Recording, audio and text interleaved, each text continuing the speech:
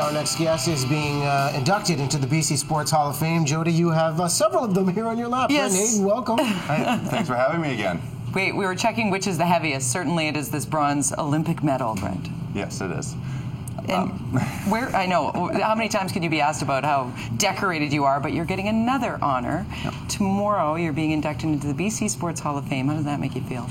It felt amazing. It was very shortly after I got back from the Olympics and from our wedding in Lebanon that I got the call saying that I was going to be inducted. And my first thought was, like, why is it so soon? And then they were saying, well, you have to keep it secret for about a year. And I was thinking, why is it so long?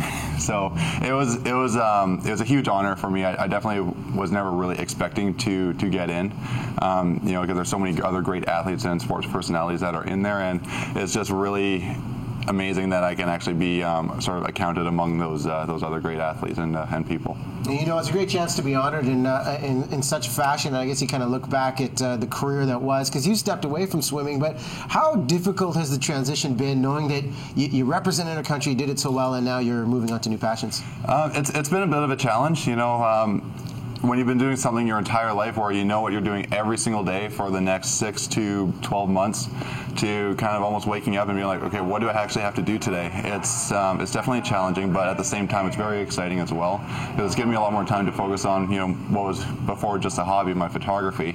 Now I'm working on getting my swim camps going, which I'm now starting to schedule those into my calendar, which are really exciting because that's sort of my way of giving back to the swimming community, as well as helping out my wife with her music career. And we were actually just up at the Sparkling Hill Resort in Vernon filming her music video, and it was amazing up there. The place was just beautiful, and they treated us really well. I actually got to do all the treatments there as well, and went into like the ice lab, which is like minus 110 degrees, and I saw your tweets on that. Yeah. Very cool. It was cold. I bet. Let's go back to your swim camps.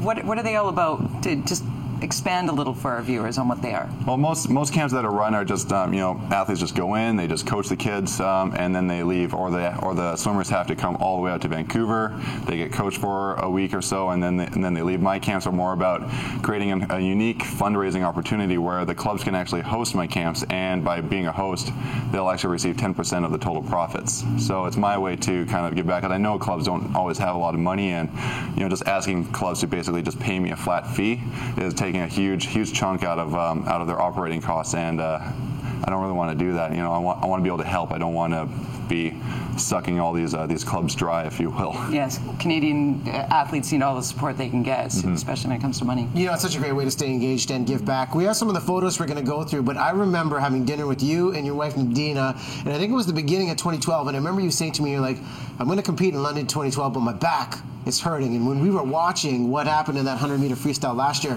it was so nerve-wracking. What do you remember about that day when you took home this bronze medal? That day, it did not start off good. I woke up too early. My heart was just pounding. I was already nervous, and it was like 6:45, 6:50 in the morning, and I was like sitting straight up in my bed thinking, oh my God, I need to go back to sleep. And then, so I just went back, I put my head back down the pillow. I tried to kind of rest up a little bit, but I didn't actually end up falling back asleep. But by the time I actually did get out of bed, I noticed a pain in my back, and it turned out my rib was jammed right in there, and it was from my back just tightening up and just kind of pulling all the ribs out of place. Wow. I saw my chiropractor 3 times that day trying to get my back to actually settle down. But basically, I got to the pool, saw my chiropractor for the last time, the rib still didn't go in, and I just told myself, you know what?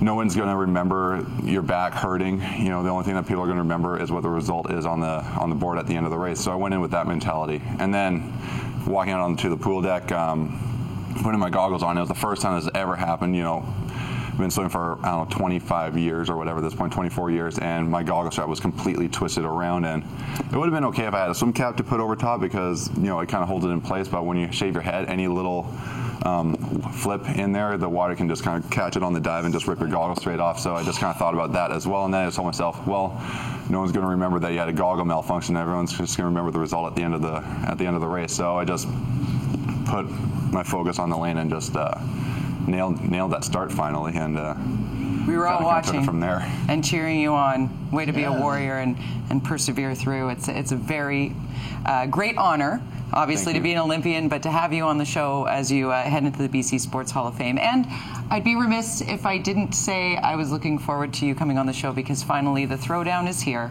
Oh, here it Let's comes. record it right now, as we did with the Grand Fondo. Since I've worked here 2 years, I've worked at Breakfast Television. Riaz has been promising to learn how to swim. The challenge. We're going to do this? I'll learn to Yeah. swim and we'll do a 100-meter freestyle? Yeah, we're going to do this. I mean, we've been talking about it for a little while, me and you. I think it's finally about time that we actually do it. So I'll shake your There it hand. is. Lay There it it down, is. brother. This is it. He did the Grand Fondo. I can see this happening. Russell You Kate. thought the Olympics were tough. You heard Wait till this. the BT gauntlet but comes in. you have to wear a Speedo. Uh-oh, that there one. it We're is. gonna do a Speedo? Uh-oh. I did not agree I to a will Speedo. not Just unhear changed that. everything, Brent. Listen, you Brent. might be okay, Brent, with the idea of a get out goggle of here. malfunction. Now imagine Riaz on the podium in a Speedo and having a wardrobe malfunction, right? We don't want to go there, okay? So